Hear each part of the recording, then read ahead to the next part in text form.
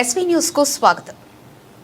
ఆషాఢ మాసాన్ని పురస్కరించుకుని అయ్యప్ప కాలనీ మహిళలు సోమవారం అయ్యప్ప స్వామి దేవాలయంలో గోరింటాకు సంబరాలు నిర్వహించారు.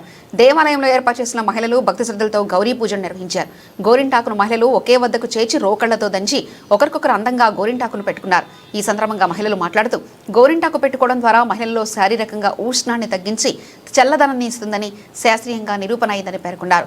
దేవతల కాలం నుంచి ఆషాఢ మాసంలో గోరింటాకు పెట్టుకోవడం ఆచారంగా వస్తుందని తెలిపారు.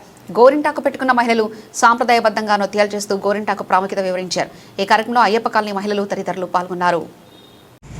జై శ్రీమన్నారాయణ. నా పేరు పున్నా శైలజ వెంకటేశ్వర్లు. నేను దేవరకొండ మున్సిపల్ చైర్పర్సన్. ఈరోజు మన యొక్క అయ్యప్ప స్వామి దేవాలయంలో ఈరోజు గోరింటాకు పండుగ సెలబ్రేషన్ చేసుకున్నాము. అందరు మహిళలు కూడా అధిక సంఖ్యలో పాల్గొన్నారు.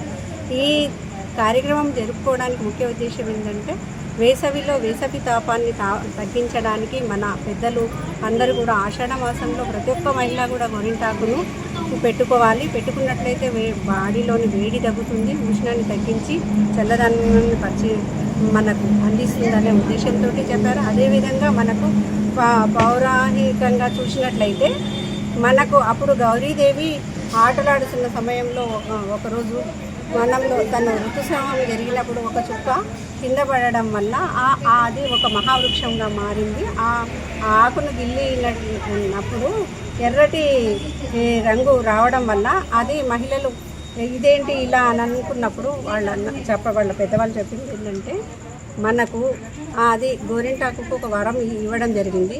సీతాదేవి కూడా వనవాస సమయంలో తన యొక్క అశోక వనంలో ఉన్నప్పుడు కూడా తన యొక్క బాధలు కష్టాలు అన్నీ కూడా గోరింటాకే ఆకు చెట్టు దగ్గర కూర్చొని తను చెప్పడం జరిగిందని ఒక నానుడి. అప్పుడు అన్నీ తను శ్రద్ధగా విన్నది కనుక సీతాదేవి ఆ చెట్టుకు ఒక వరం ఇచ్చింది. ఎవరైతే మహిళలు నీ ఆకు కోసుకొని పెట్టుకుంటారో అది ఎర్రగా పండుతుంది, అందంగా అలంకరణ, ఆడవాళ్ళ కంటే అలంకరణ కదా, అలా అలంకరణ వస్తువుగా పెట్టుకోవచ్చు అని చెప్పడం అనే వరం ఇచ్చింది. అప్పుడు బొట్టు కూడా కలత చెందిందంట.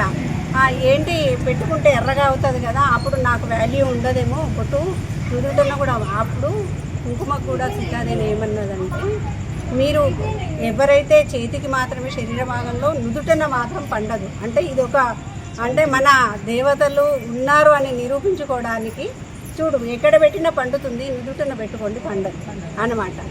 అదొక వరం అన్నమాట. మన భగవంతుడు ఉన్నాడనే నిదర్శనానికి ఇది ఒక గొప్ప ఉదాహరణ అని చెప్పుకోవచ్చు.